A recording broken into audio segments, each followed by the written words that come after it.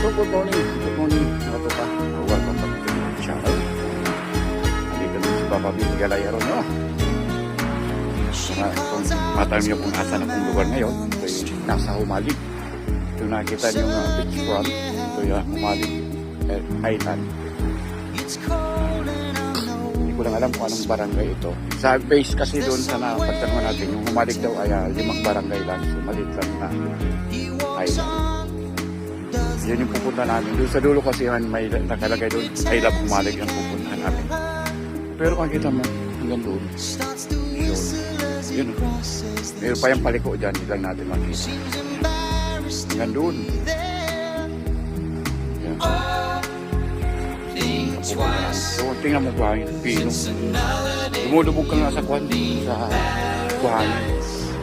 Meron pa kaming alalay.